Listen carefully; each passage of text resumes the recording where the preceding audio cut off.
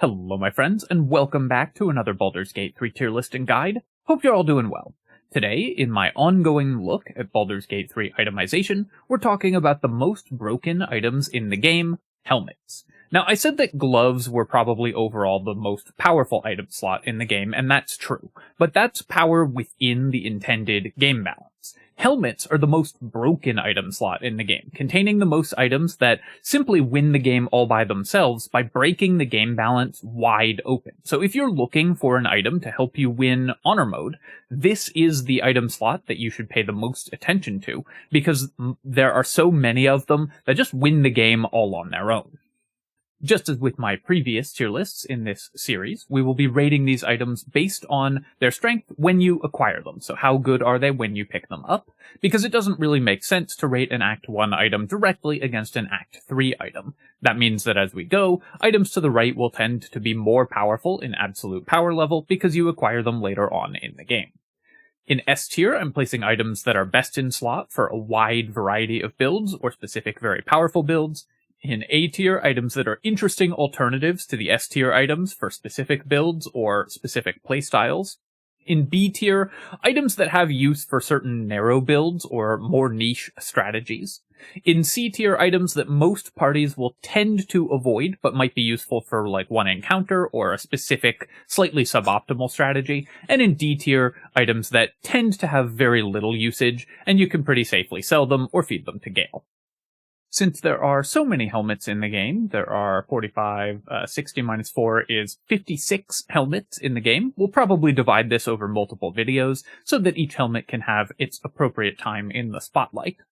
And finally, before I begin, I do want to take a quick moment to say thank you so much to Souls and Things for the $15 donation, Ian Finley for the $5, Brad Yoder for the $20, and That Guy and James Monday for becoming channel members. Thank you so much, my friends. I really do appreciate the support, and it really does mean a lot.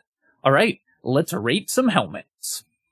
We'll start with a nice easy one, the hat.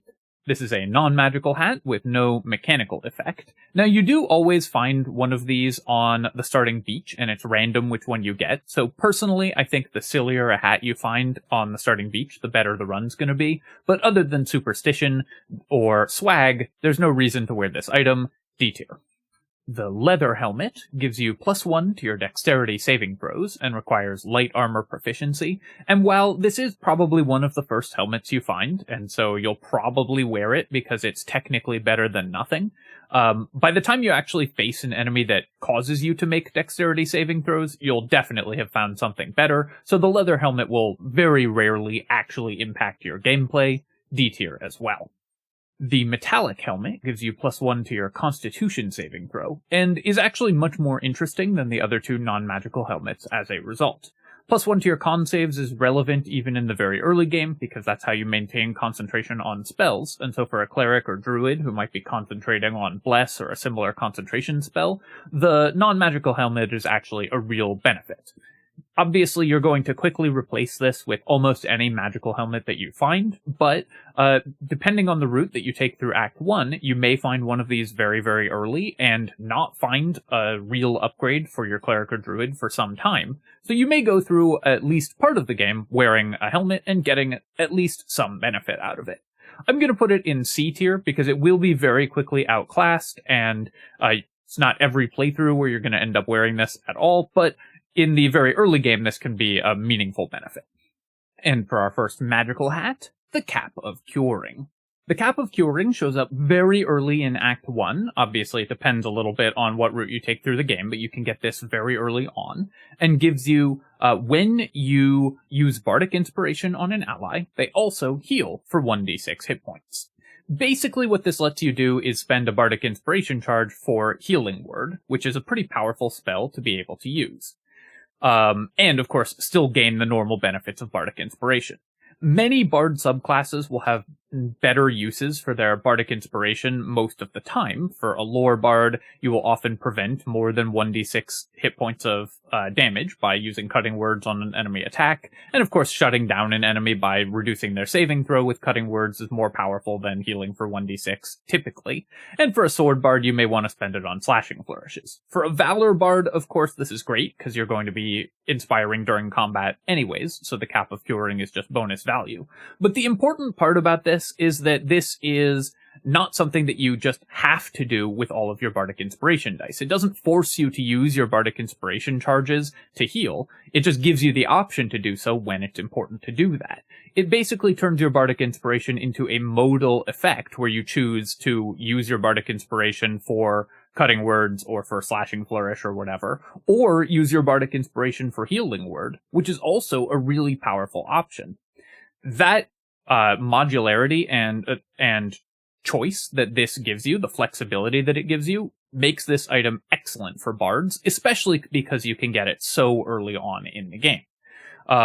In addition, it enables a whole bunch of other options for bard builds. You can use this alongside the buff on heal items, like the Whispering Promise and the Hellrider's Pride, to add a whole healing sub-theme to your bard, in addition to the normal healing that bards already get. So the Cap of Curing gives you a lot of options, even if you aren't intending to use it frequently. It's still pretty powerful. Bonus action healing is just always good in Baldur's Gate 3 to have access to for emergencies or whenever you happen to need it. It enables a whole bunch of builds itself, and it shows up really early on in the game. So it's just a really solid package of abilities for bards. Most bards are going to end up picking this up and using it pretty extensively throughout Act 1, so it's going into S tier. This is an innocuous effect. It looks pretty small, but turning something that you want to do anyways into a better version of that thing is always good, and giving you the option to use a powerful effect in multiple ways is also always good. This does both, so the Cap of Curing is excellent. The Cap of Wrath. This gives you, whenever you start your turn in combat, so this only works during combat, with half HP or lower, you gain 2 stacks of Wrath, 2 turns worth of Wrath. Wrath increases your damage with melee weapons by 1 per turn remaining. So, essentially, on the first turn of combat, if you start combat at half HP, then all of your melee weapon attacks will deal +2 damage. On the second turn, they'll deal +3, because you'll have lost 1 turn of duration, but then gained 2 more. On the third turn, they'll deal +4. On the fourth turn, they'll deal +5, and so on, up to a maximum of +7. Of course, you can accelerate that if you have other ways to stack Wrath, but even just by itself, that's a ton of extra damage. On the first turn of combat, doing +2 damage with all of your attacks on a dagger build or some build that's making a lot of melee attacks, like a sword bard or tiger barbarian that's attacking everything, can be a ton of additional damage. And if you have other ways to stack Wrath faster, that can be even more. But the penalty is fairly severe. Starting combat at half health on a character that only benefits from this if they're in melee is actually a real downside. Mostly maximum HP is something that you can ignore more or less in Baldur's Gate. But starting at 50% max HP is a pretty big hit to have taken before you start combat, and the fact that this only works in melee definitely means that it is more limited in use, because melee characters are likely to take damage, so being at low health can be a real downside. Of course, if you have ways, you keep the Wrath stacks even if you heal. So if you have ways to heal quickly, this can just be a free +2 damage on all your attacks for the first turn of combat. So any character that's using, like, the Chaos Sword that heals you when you attack, or Flynn's mace that heals you, can pretty quickly gain the benefit of this and then negate the downside, or if you're just killing your enemies before they get to hit you back, which this, of course, helps you do. This is an item that you really have to plan around, because the half HP penalty is a real penalty, and of course you need to, like, hit your character out of combat to get them down to half HP. Ideally you do this with some way to reduce their HP by exact amounts, by 1 hit point, so you can be at exactly half HP, not have to do weapon attacks and rely on good die rolls. and maybe critically hit them and accidentally lower them much more than you intended to. But if you do that and you plan around it and you have a build that can take advantage of this, this is a powerful effect. Wrath is very good. Increasing the damage output of your character is really solid. A tier for the cap of Wrath, you do have to plan around it, but it's just a pretty powerful effect. If you aren't building around it, if you aren't deliberately reducing your hit points before combat, it's not very good, because you will only start at half health if something has sort of gone wrong in combat and you've taken a lot of damage. In that case, it can still be useful, but the real use of this is to deliberately lower your HP before combat starts. The Circlet of Blasting. Once per long rest, you can cast Scorching Ray as a level 2 spell, so it fires 3 beams. It's the lowest level possible Scorching Ray, but it's still a cast of Scorching Ray. Scorching Ray is a pretty powerful spell. There's a lot of builds that are based around it. This isn't like a fight-winning spell all by itself, but it's a pretty solid additional boost of damage. And especially early on in the game, in Act 1, having enough spell slots for Scorching Ray builds can be a real challenge, because those builds tend to go through spell slots extremely quickly. So an extra cast of Scorching Ray can be pretty useful if you're a fire sorcerer or whatever. The use for this item, of course, is to swap it in for one encounter, fire off a Scorching Ray, and then swap it back out again. And if you are finding that your spell slots are too strained, because you are just casting too many spells in encounters or going a long time between long rests or whatever, the Circlet of Blasting can give you some extra longevity. Obviously, you can duplicate this effect with scrolls, so it's not like a game-breaking item or anything along those lines, but it saves you a scroll, it saves you a spell slot, and Scorching Ray is not a totally embarrassing spell to cast in the early game, so B tier for the Circlet of Blasting. You can swap it in when you want it, and then take it off once you've used it. The Circlet of Psionic Revenge. This gives you, whenever you succeed on a saving throw, the creature that caused you to make that save takes 1d4 psychic damage. Obviously, that's a small amount of damage, but this will go off more than it sounds like, because it's any saving throw. It doesn't have to be a spell effect, doesn't have to be targeted at you specifically, can just be any time you pass a saving throw, the creature that created that effect takes a d4 of damage. This only works on enemy effects also, so if an ally hits you with like a grease spell and you pass the save, they won't take the psychic damage. If you're a Githyanki, you also gain a +1 bonus to your mental saves. So your intelligence, wisdom, and charisma saves get a +1 bonus, which is always a relevant boost. Mental saves are sometimes difficult to boost. There are some characters who getting hit by a whole person is the only thing they're worried about, like if you're a fighter, for example. To pick a Githyanki example at random, a fighter, probably doesn't care that much about taking damage, but cares very deeply about being targeted by things that target their wisdom. So boosting your mental saves for that character can actually be pretty valuable. Of course, like all of the other effects that care about your race, you can use Disguise Self to gain the benefits of this. I wouldn't necessarily go out of my way to grab it, because this is more a nice boost than something that's really good to have. But the Circlet of Psionic Revenge is a totally reasonable item, especially if you have a character that's really worried about their mental saves. And so we'll see some play in some party compositions. I'm going to give it B tier, because it is a small amount of damage that is not triggered by you. It's reactive rather than proactive. And it's a purely defensive item for saving throws, but it's the best kind of purely defensive item, preventing things that just lose you the combat immediately. So B tier for the Circlet. The Dark Justiciar Helm. Not to be confused with the Dark Justiciar Helmet, which shows up later in the game. The Dark Justiciar Helm is available in Act 1, and gives you, the tooltip for this item is pretty bizarre. It says, while obscured by shadow, the wearer gains +1 to saving throws when attacked. What that means is, while obscured by shadow, the wearer gains +1 to saving throws. I have no idea why it says when attacked. But basically you just get +1 to your saves when you're in shadow. It's pretty easy to maintain being in shadow, and so this can be used to boost your saving throws in dialogues that you know are coming. Anytime you're going to make a saving throw in dialogue, if you're in darkness, you get +1 to your saves, and of course just in every fight you get +1 to your saves, as long as you're in an area of some kind of darkness. It does require medium armor proficiency, so it's not available to every character, but for a lot of characters, this is just a +1 boost to all your saving throws, and that's pretty good. It's a pretty solid upgrade over the basic helmet, because it's +1 to all your saves instead of just Constitution, under most circumstances, and it's just a decent item. This is one that you are almost always happy to have on. It's not one you're super excited by, but the DJ Helm, aside from being my alter ego as, let's say, a Swedish metal band, is going to be one that you will wear on a lot of parties. A tier for the Dark Justiciar Helm.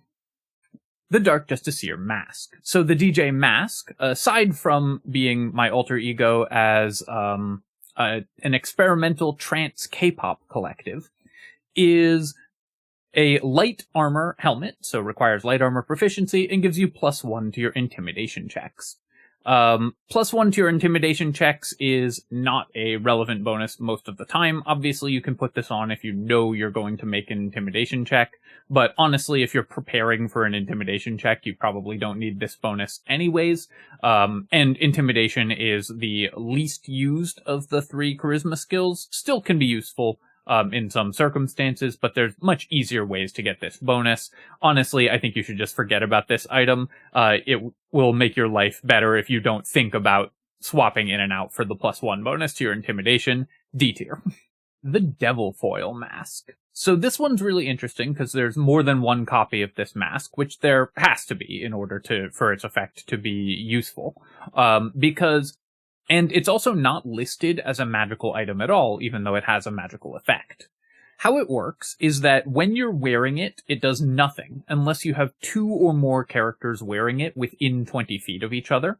And if you do, for each additional character, they all get +1 to their strength and -1 to their intelligence, wisdom, and charisma. So if you have 2 characters wearing this, they each get +1 strength and -1 to their mental attributes. If you have 4 characters wearing this, and all clustered relatively tightly, they get +3 to their strength and -3 to their mental attributes. +3 to the strength of your entire party is actually a pretty significant benefit. So if you have a party that's primarily strength-based and doesn't really care about losing their mental attributes, the Devilfoil Mask is an incredibly strong attribute boost. Obviously, this is a heavily themed party. If you are going to use it, you would have to plan your run around using this item, probably. And it has to be said, just like every other strength item in Baldur's Gate 3, if you are going to try to boost your strength, the best way to do that is with strength elixirs rather than any of the other items, because the strength elixirs just let you replace strength rather than increasing it. Still, if you are building a strength-based party, if you're doing the 4 Barbarian run, then 4 Devilfoil Masks on your 4 Barbarian party can get them all easily to 22 or strength, or even higher, which can be a pretty significant boost to your character's damage output. High strength values are very valuable for doing damage, pushing enemies, etc., and this gives you a way to increase them. So if you build your whole party around it, the Devilfoil Mask is actually pretty cool. For that reason, I'm actually going to give it a B tier, even though it is very, very rare that you'll be able to use this item. The effect is actually quite strong, and so if you want to build a party around it, I actually think that it's a totally reasonable thing to do, because the bonus is actually real. For most playthroughs, you're better off using strength elixirs or ignoring the Devilfoil Mask entirely, of course, but for some playthroughs, you can use this to boost the strength of your characters, and if your whole party's wearing them, that's actually a pretty solid bonus. The Diadem of Arcane Synergy. Whenever you inflict a condition while wearing this item, you gain Arcane Synergy for 2 turns. Arcane Synergy is not to be confused with Arcane Acuity, which is a different stack that you can gain from items. Arcane Synergy gives you the ability to add your spellcasting ability modifier to all of your weapon attacks, as long as it lasts. more duration of this effect doesn't increase the power of this effect. So it's not like Arcane Acuity where having more stacks of it increases the effect of Arcane Acuity. This actually is just a duration of this effect. This can be, in the early game, +3 or +4 to every weapon attack that you make. And in the late game, if you have appropriate events, this can be up to +8 for charisma users if you get the maximum of 26 charisma, which obviously is an insane amount of damage to add on every single attack. This is most useful for characters who are attacking using their spellcasting modifier, like Blade Pact Warlocks, or like the Rizadin build that I posted pretty recently, or my earlier Eldritch Knight who was using Shillelagh to attack using their intelligence. But for just about any character with a reasonable amount of their spellcasting stat, this can be a pretty significant benefit. Inflicting a condition on an enemy sounds much more difficult than it is. It sounds like you have to actually hit them with a spell that inflicts some kind of condition, but a condition can be just about anything in Baldur's Gate 3. This can be passive effects that happen on your weapon attacks. It can be poison if you poison your weapons, or it can be resisting poison if the enemy resists poison and gains the antidote effect to the poison. Then they will have a condition inflicted on them, even though it's a positive condition, and you'll still gain arcane synergy. The easiest possible way is to do this with the ability drain Illithid power, because that just passively adds ability drain to every one of your attacks, and it triggers before the attack actually lands, so even on your very first attack in a combat, you will have inflicted a condition and will do extra damage equal to your ability modifier, and that's obviously a ton of extra damage, passively and forever. Since this is so easy to trigger and can be a huge amount of extra damage for any character, especially ones spec'd into having high spellcasting modifiers while also attacking, like Swords Bards or Pact of the Blade Warlocks or whatever. But even for just any character, a Paladin with 14 Charisma getting +2 damage on all of their attacks, that's great. A Cleric who is occasionally making weapon attacks with +3 damage, that's actually still a totally reasonable helmet for a Cleric, even if you aren't attacking. A Spore Druid who will have high Wisdom, getting plus damage on all of their attacks, again, awesome. The amount of additional damage that this gives you and how easy it is to trigger this effect just makes it an incredibly powerful damage boost for any character with a high spellcasting modifier who's also making weapon attacks, which is way more characters than you think. But even if you only get +1 from this, this is still a pretty reasonable effect, and most characters will be getting way more. The Diadem of Arcane Synergy just increases your damage output massively. It remains best in slot for Pact of the Blade Warlocks and similar characters throughout the entire game, increasing their damage output dramatically. But even for many other characters, this will still going to be a huge damage boost. S tier for the Diadem of Arcane Synergy. This is a fairly complicated way of saying add your spellcasting modifier in damage to all of your attacks forever, and that's a massively powerful effect. S tier. The Grymskull Helm. Aside from having an extremely metal name, the Grymskull Helm is also interesting because it is the only non-armor item in the game that requires heavy armor proficiency. So only characters who are proficient in heavy armor can use the Grymskull Helm. It's actually one of the main reasons to be proficient in heavy armor in the game, because the Grymskull Helm is really powerful. And so getting heavy armor proficiency on a character in your party so that you can use this very powerful item that you're going to get in most playthroughs is often worth it. The Grymskull Helm makes you immune to critical hits and resistant to fire damage.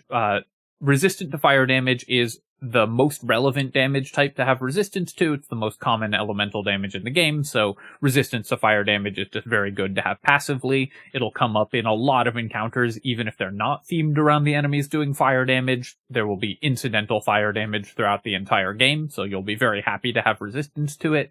And immunity to critical hits. I've talked extensively in my shields and armor tier list about how good this is, but not only does it reduce the average incoming damage dramatically, it also completely completely removes damage spikes from the equation, which for many characters, especially heavy armor characters, are the thing that will actually put you in danger.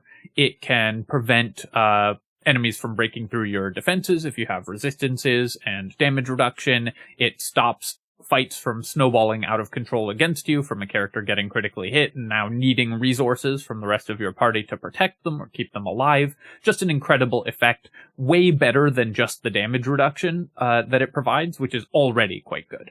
Finally, the Grymskull Helm also gives you the ability to cast Hunter's Mark once per long rest, which is not totally irrelevant. It's a bonus action. A lot of characters can use a little bit of additional damage as a bonus action.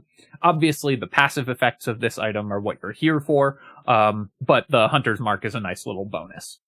Becoming immune to critical hits and resistant to fire damage will serve pretty much any character well throughout the game. With this helmet and the appropriate armors, you can, and some other helmets that we'll talk about later, you can make your whole party immune to critical hits, which just makes your playthroughs so much safer. So the Grymskull helmet is going to feature in most parties, and obviously is going to go into S tier.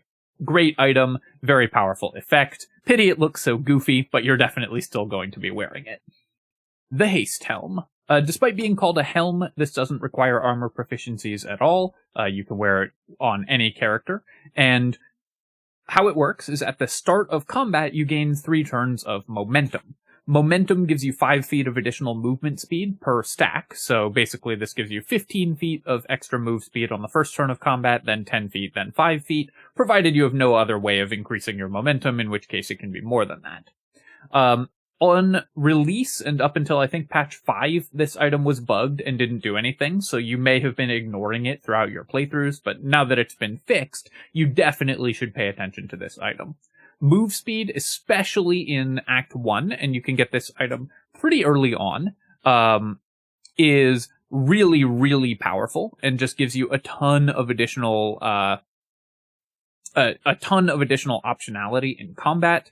It will allow your melee characters to get to enemies. It'll allow your ranged characters to get away from enemies. It gives you a ton of positioning opportunities, prevents you from having turns where you're just dashing to get to the enemies, and so basically gives you additional action economy. I love movement speed, and this is a really good source of it. 15 feet of extra movement speed is one of the biggest mobility boosts that you can get in the early game of Act 1, and you can get this item quite early. It will stay relevant throughout almost the entire game, because mobility is never bad. And so there are some parties that are going to be wearing this even on well into Act 2 and possibly into Act 3 on certain characters. Also, of course, special synergy with characters like Elk Totem Barbarians that have specific uses for movement speed, because they attack using their movement speed in some way. But the Haste Helm is just extremely powerful and is going to go in just about every party. Is going to want this on some character. It just gives you so many more options in combat. S tier for the Haste Helm. I would be surprised if there was a party that didn't want this when they picked it up. The Helmet of Autonomy. The Helmet of Autonomy gives you proficiency in Wisdom saving throws. If you're already proficient, it doesn't do anything. It won't give you expertise in Wisdom saves, but for characters who aren't proficient, this is a +2, +3, or +4 bonus, depending on your level, to the most important saving throw in the game. For non-spellcasters, at least. Spellcasters obviously might prefer Constitution to maintain concentration on their spells, but Wisdom saves are the most dangerous saving throw in the game to be bad at, because they can actually lose you combats if you fail a Wisdom save. And they're the most common saving throw that enemies will target, with effects that you really care about avoiding, and so on. So the Helmet of Autonomy is a really solid defensive piece for characters that need boosts to their Wisdom saves. It's actually pretty easy in Baldur's Gate to become very difficult to kill through physical damage. I talked about this a little bit with like the Circlet of Psionic Revenge. But becoming impossible to take out through hold person and such like can be more difficult. This helmet almost single-handedly solves that problem if that's something that your party is struggling with. And if you have a character that's specifically hard to kill through physical damage, like a dodge tank, a high armor class character, an abjuration wizard, something along those lines, then you can use this helmet to make you immune to the only way that you can lose the game. And that's a pretty important piece to have access to. A lot of the time you'll prefer offensive items over a purely defensive item like this, but for encounters where you know you're going to face wisdom saves, or just for characters who normally are highly defensive in nature and difficult to kill other than by locking them down with wisdom saving throws, this is a great item. This is going in A tier. I think I could be persuaded to put this in S tier probably, but in general I want to reserve that for items that like every version of a character is going to use, and this is only useful for some. A fighter may prefer the Haste Helm to the Helmet of Autonomy, but it's a very powerful effect and one that you should definitely pay attention to. The Helmet of Smiting. The Helmet of Smiting gives you +1 to your con saves, requires medium armor proficiency, and whenever you apply a condition with one of your smite spells, so if you hit an enemy with Burning Smite, they catch on fire, you gain temporary hit points equal to your charisma modifier. For a paladin in the early game, obviously you have to be a paladin to use this. This can be like +3 temporary hit points occasionally. It's very rare that this item will give you more temporary hit points than the Boots of Aid and Comfort and just throwing a potion at your party members. So overall, the Helmet of Smiting is going to be superseded by an item that many parties are going to be using. Or if you have other ways of gaining even more temporary hit points, like Armor of Agathis for a Lock-It-In build, for example, the Helmet of Smiting, I think, is pretty hard to trigger because you have to use a smite spell and have it actually go off. Thunderous Smite to knock enemies prone is the best of these, but a lot of the time paladins won't want to use the actual smite spells because they would prefer to spend those spell slots on just basic smites in order to deal more damage. And so you're going to use this effect, I don't know, like maybe once per day when you stack a Thunderous Smite on top of another smite spell to burst down an enemy really quickly and get 3 temporary hit points out of it. And that just does not seem like a valuable use of a helmet slot to me, especially when it's so easy to duplicate 3 temporary hit points. I can't see a situation where you would care about these temp HP from the Helmet of Smiting. D tier.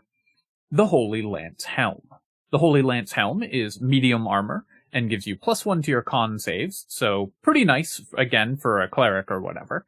And any character that misses you with an attack roll, and this is including a ranged attack, it doesn't have to be a melee attack, has to make a DC 14 dexterity save or take 1d4 radiant damage. 1d4 damage on a DC 14 save isn't that massive, obviously. A lot of enemies will pass DC 14 dexterity saves reasonably reliably, and 1d4 radiant damage isn't a ton. But this item synergizes pretty well with a lot of other items. If you have the Adamantine Armor or Adamantine Shield equipped, enemies who attack you will become reeling and get worse at attacking. If you have the Radiating Orb gear equipped, enemies who take radiant damage will have Radiating Orb stacks and become worse at attacking. So they're going to miss you more often and trigger the retaliation effect more frequently. There's no cooldown on this effect, it just happens anytime an enemy misses you with an attack. So with appropriate positioning, you can be passing out like 8 to 10 saving throws in a single turn, depending on how many enemies there are on the field. And even if enemies pass half of those, 5d4 radiant damage per turn just for having an item equipped is actually pretty good. So this item, despite being a retaliation-based item, which are not the most synergistic items normally, even just at base is going to be a decent amount of additional damage. When you consider its synergies, it gets even better, because if you're doing the Boots of Stormy Clamor and the Radiating Orb builds and the gloves that add reverberation on doing radiant damage, then the Holy Lance Helm is going to be triggering a ton of retaliation effects, adding radiating orb stacks, adding reverberation stacks, dealing additional damage as you apply conditions, triggering Cull the Weak, which then triggers it more often, and so on. So the Holy Lance Helm can really chain to be a ton of damage in ways that a lot of other retaliation items can't, because it's radiant damage specifically, so it synergizes so well with a ton of other items. The fact that it also just passively gives you +1 to your Constitution saves is actually pretty nice for this item as well, because it will often go on a cleric if you're doing radiating orb stuff, and then give you +1 to your con saves to maintain concentration on your spirit guardians, etc. I think that this item is easily overlooked, but there's a lot of builds that actually get a ton of value out of it, as well as just being decent if you just equip it on somebody and just walk them into combat and just do a little bit of extra damage. So I think that while it would be easy to dismiss this item, it's actually excellent and one that you should pay quite a lot of attention to in your runs, and I'm going to put it in S tier. The Key of the Ancients. This gives you +1 to your nature checks, which is almost totally irrelevant. Nature might be the single least rolled skill check in the game. It's close to it if it's not the actual least used skill check in Baldur's Gate. Medicine might be used a little less, but either way, nature is very rarely actually rolled. But this also gives you an alternate solution to a quest in Act 1, and so is going to come up in some playthroughs. For the actual bonus, you're not going to wear this, though if you do know in advance you have one of the very few nature checks in the game coming up, you can swap it in, but mostly this is for the quest access, and for that it's fine. C tier for the Key of the Ancients. The Shadow of Asmarana Mardica Destina Kuldakar. No, sorry, that's a different goofy Wizards of the Coast word. This one's the Shadow of Menzoberranzan. So the Shadow of Menzoberranzan gives you invisibility once per short rest. It's a city in the Underdark is what it's named after. But it's a very goofy word that required me to shrink the font size on this icon smaller than any other of these tier list items. This lets you become invisible once per short rest. It's only a 2-turn duration invisibility, so it's not as good as the invisibility spell, which gives you 10 turns of duration, but 2 turns of invisibility is enough for a lot of the out-of-combat uses of invisibility, and enough for a lot of the in-combat uses of invisibility if you have a party that, a character that's in a bad position or need them to sneak to a better location before starting combat. This is an action, so it's worse than an invisibility potion, but invisibility potions are one of the most powerful things in the entire game, and so conserving those can often be pretty useful for a party member. So if you don't need specifically bonus action invisibility, don't want to spend a spell slot, the Shadow of Menzoberranzan can be pretty useful. For that reason, I'm going to give it B tier. Useful out of combat, moderately useful in combat, though I think there tend to be better helmets, even for light armor users at this point in the game. But the ability to just cast invisibility once per short rest is definitely useful. Good spell, useful out of combat, and okay in combat. B tier. The Lifebringer. The Lifebringer gives you 3 temporary hit points every time you gain lightning charges. And then if you ever run out of lightning charges, those temporary hit points go away. So you don't get to store them between combats, but you can gain 3 temporary hit points whenever you enter combat. Now, as I talked about with the Helmet of Smiting, 3 temporary hit points is the same number that your party gets for free from the Boots of Aid and Comfort. So if you're using those, then the Lifebringer won't matter on the first turn of combat, because you'll already have 3 or more temporary hit points if you have other ways to gain them. But on subsequent turns of combat, if you're gaining lightning charges every turn, using the Water Sparkers, for example, this is basically 3 healing while you're in combat, 3 regeneration while you're in combat, which is not the most embarrassing effect in the world.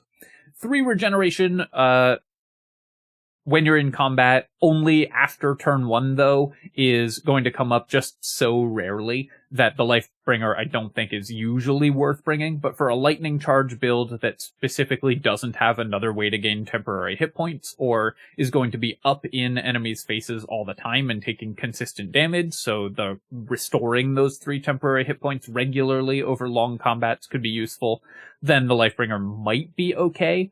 I'll give it C tier because regeneration is moderately powerful as an effect, but this is a very bad version of it. But I can think of some builds where you could get some value out of this. The Mask of the Shapeshifter. The Mask of the Shapeshifter is Baldur's Gate's pay-to-win item. It's only available if you bought the Collector's Edition or whatever they called it. The fancy edition where you pay $5 to have the Mask of the Shapeshifter. The Mask of the Shapeshifter gives you Disguise Self at will, which is pretty powerful. Now, obviously, there's other ways to get Disguise Self as a spell. There's plenty of options to get Disguise Self, and because it is a ritual spell, you will be able to cast it without spending spell slots if you know it. But for a character that doesn't know Disguise Self, the Mask of the Shapeshifter can be super useful. Being able to disguise your race is extremely powerful. It gives you better prices from merchants. It can let you bypass certain quests entirely or gain more favorable outcomes in quests and dialogue. It can let you use the benefits of equipment that's restricted to certain races, including some very powerful items for Githyanki or for gnomes. And so having access to Disguise Self for free at will is really extremely strong. You can also, there's a bug where if you use this to disguise as a member of a certain race and then cancel the Disguise Self, you can still gain the benefits of equipment for that race until you long rest or disguise as something else. So you can use that bug to wear like Githyanki only equipment, but not look like a frog if that's something that you don't want to do. The Mask of the Shapeshifter is just a powerful item. It's going to be really useful in a lot of circumstances. It's not one that you would want to wear all the time, most of the time, but it's going to give you enough value over the course of a run that it's definitely worth picking up. I don't know if it is worth 5 real-life actual dollars in terms of power level, but it's certainly worth spending an inventory slot on, so I'm going to put it in A tier.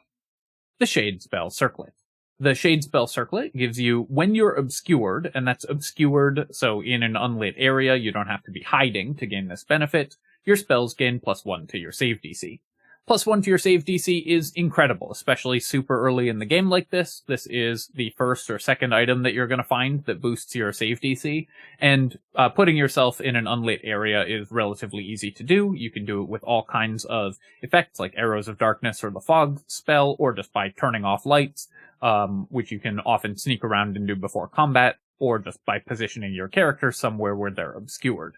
The Shadespell Circlet is super powerful. Boosts to your save DC are one of the most powerful things that items can give you, period, in Baldur's Gate, because succeeding on the difference between hitting an enemy with a spell that completely takes them out of the fight and wasting their turn, and hitting an enemy with a spell that does nothing and wasting your turn is such a huge swing that even a 5% increase in the chances of that happening is massive over the course of a game.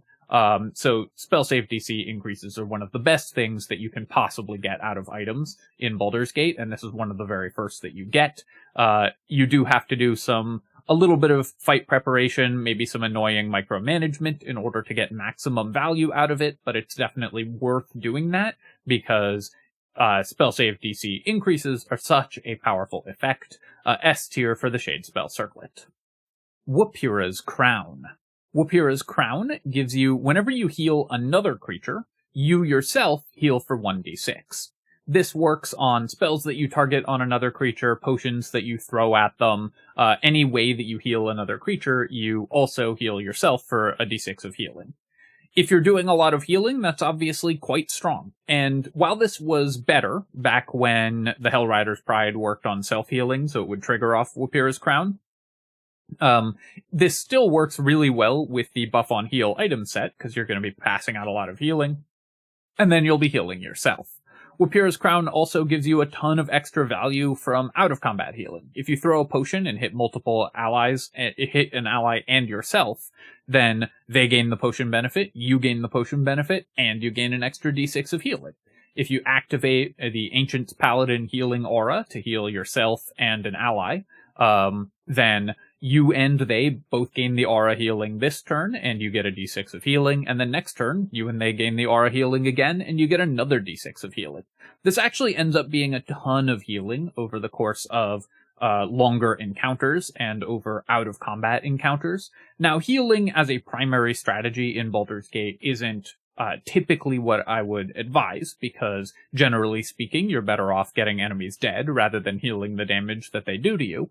But because there is a decent amount of support for healing as a strategy with item effects that cue off of healing or just with the amount of healing that you get from potions. Wapira's Crown makes those much more efficient. This item is great for out-of-combat healing, good for in-combat healing.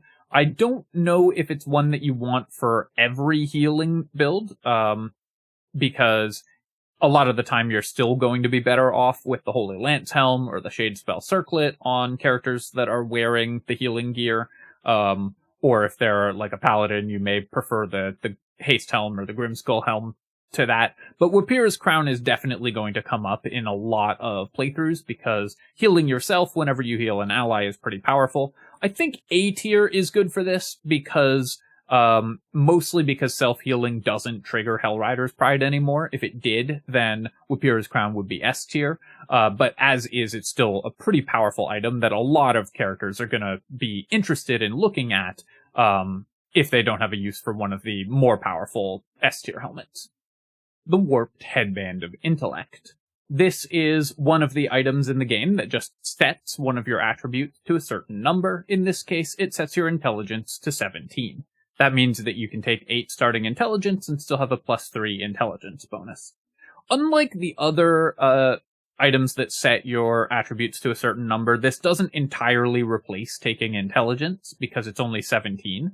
So it's worse than a wizard who's actually leveling their intelligence in order for spell access and safety C and so on. So for wizard builds, the Warped Headband actually won't usually replace just taking levels and taking ASIs and increasing your intelligence.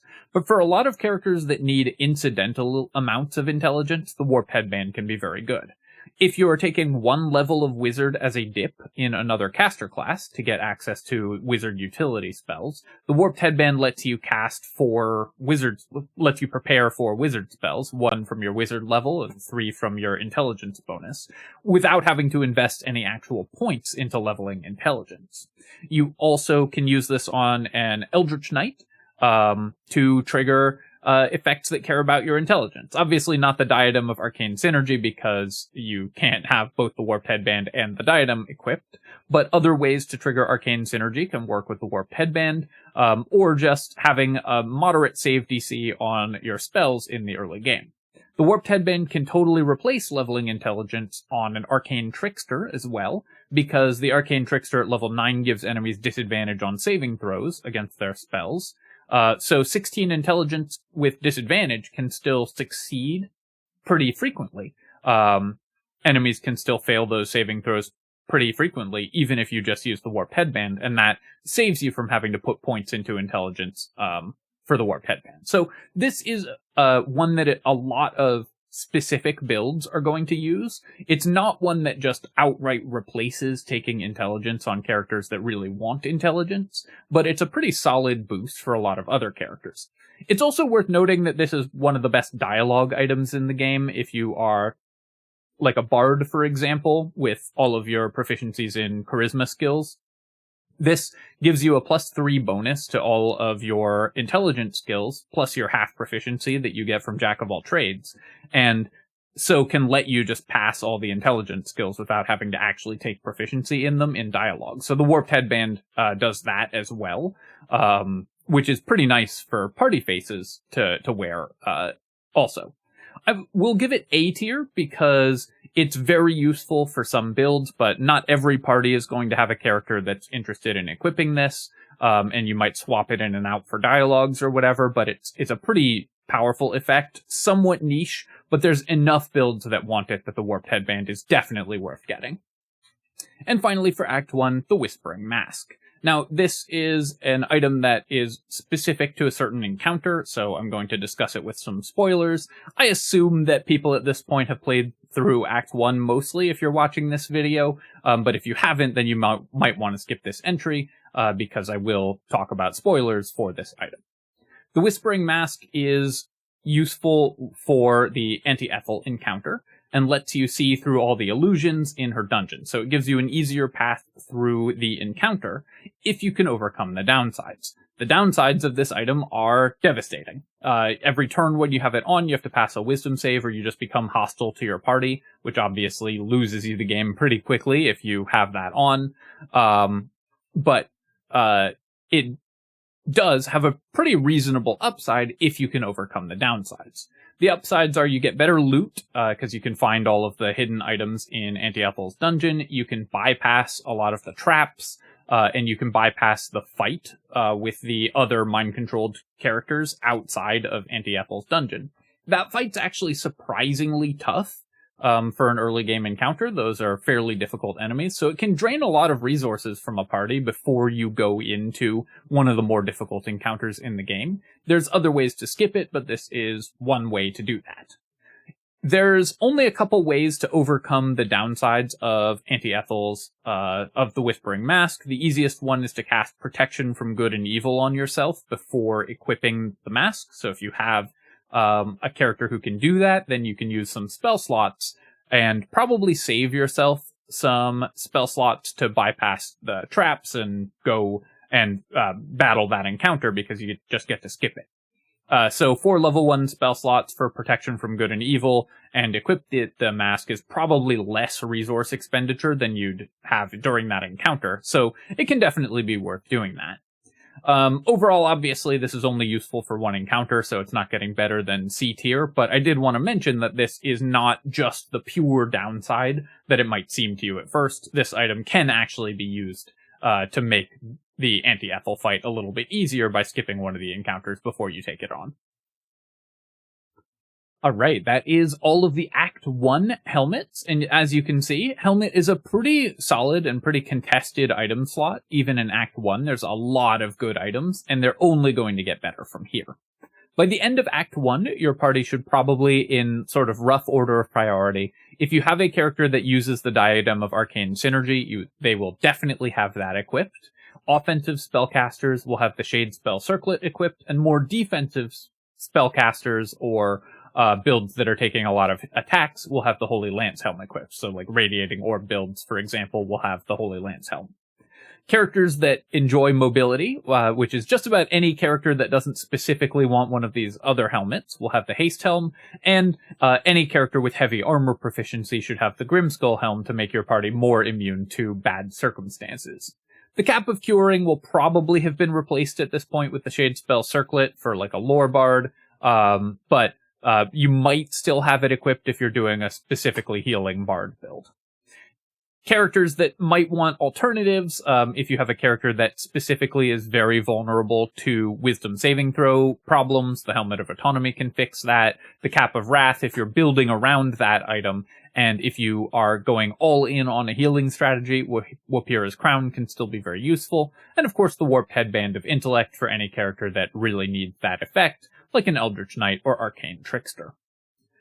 Alright, my friends, this has been our look at Act 1. I'm gonna cut this tier list here. I will probably get through Act 2 in Act 2 and 3 in only one video, because there's only 32 helmets remaining.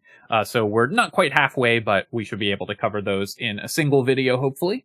But as always, if you have enjoyed the video, feel free to leave a comment and hit like, helps me out. And of course, if you think that there is something that I misplaced in this tier list, please do let me know in the comments. I have been very open about moving items in the past, if you have a good enough reason for me to do so. So if you think I'm missing a use for one of these items, definitely do let me know. Or if you think that I've overrated something, then let me know that as well, though I'm much less likely to move something down because I put it there because I think it's good.